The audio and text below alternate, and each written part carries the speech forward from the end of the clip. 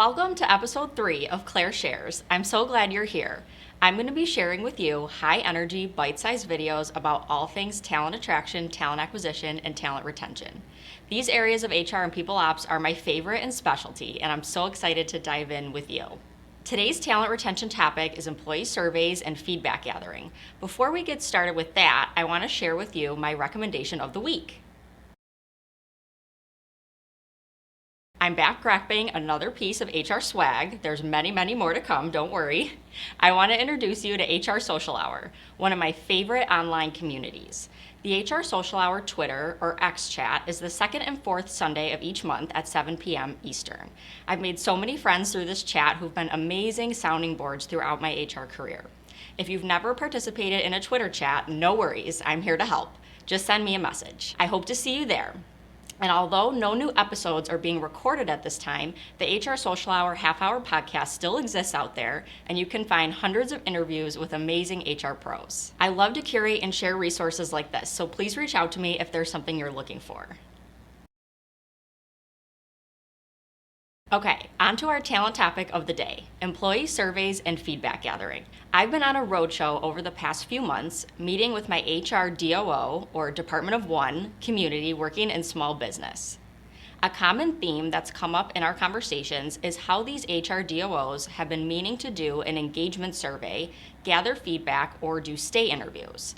They have a feeling that more could be done to surprise and delight their employees. They just haven't been able to get to it. Or maybe you've recognized that it's been tough to get honest feedback from your employees.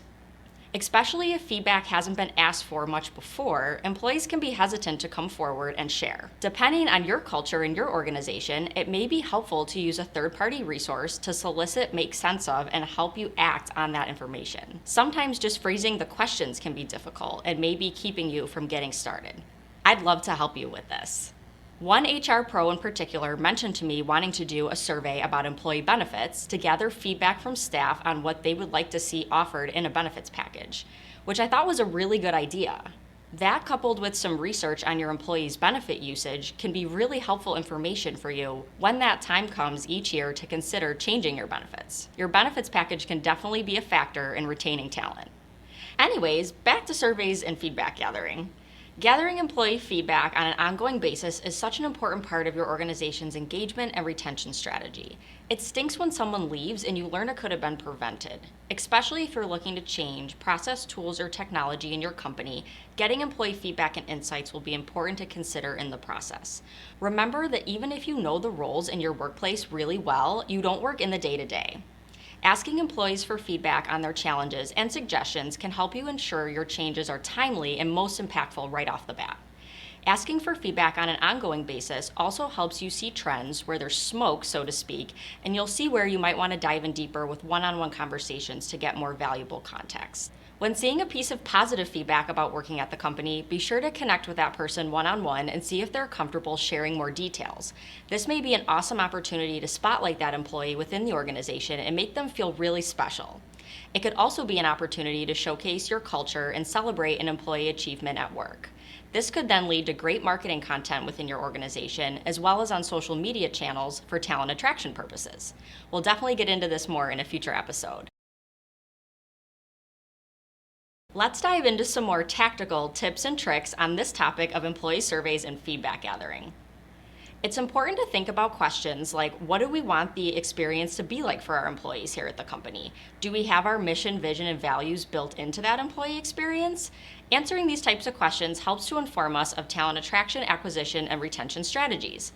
Asking for feedback on an ongoing basis helps you continually get that data on employee experience and where adjustments can be made to improve.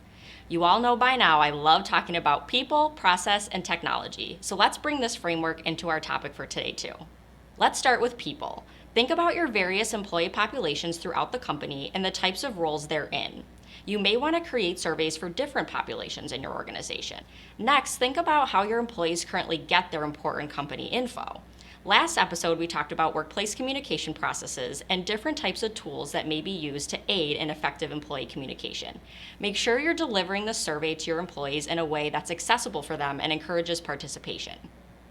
Think about how you can incorporate surveys into the day-to-day tools they may be using already. More on this in just a minute when we get to the technology piece of people, process, and technology. Have HR and managers let employees know ahead of time when the survey will be open and give some context as to why the survey is launching at this time or what you're looking forward to hearing their thoughts on. Now let's talk about process. First, we want to define our objective for launching the survey or starting to feedback gather. Next, we'll write our questions based on the themes we want to measure. We also want to be sure that we're ready to change and act on the topics we're asking about. Keep surveys short and to the point. That may mean something different to each HR pro watching this, and that's okay. Typically, ongoing surveys or pulse surveys are 10 to 15 questions. An annual engagement survey may be much longer. It's always a good idea to add an open-ended text question at the beginning or end so employees can share whatever else they would like to. We want to make sure we think about the process as a whole and consider things such as the timeline. When is the survey going to launch? What communications do we need as part of the process? When will it close? How much time will we need to analyze the data? Consider the timing in your business as well. You may not want to launch the survey during a particularly busy season in your business. A key piece of the process is planning to follow through and share specific action plans with employees. I think we've all participated in a survey at one point or another and then never heard anything from company leadership following up on it. I know that's happened to me. It makes it extremely hard to ever ask your employees in the future to help you and share their insights because you've shown that you don't follow up with next steps. This may be the most important piece to spend time on when making your process. Last but not least, technology. There are many platforms you can use to launch your survey, such as Microsoft Forms or SurveyMonkey.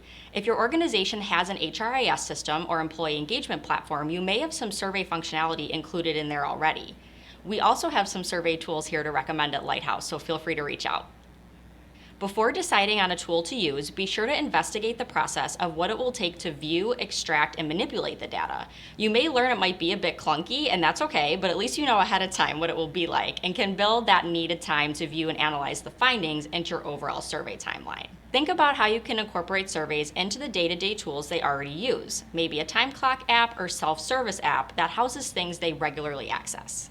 This week, think about prioritizing gathering employee feedback to improve employee engagement and retention, and then the people, process, and technology involved to make that happen successfully. Thank you for being here with me. Again, I'm going to be sharing with you high-energy, bite-sized videos all about all things talent attraction, acquisition, and retention. These areas of HR and people ops are my favorite and specialty, and I'm so excited to dive in with you. This is the work I do, so if you need help with tools, technology, or process around how you attract, acquire, and retain talent, reach out to me and let's talk.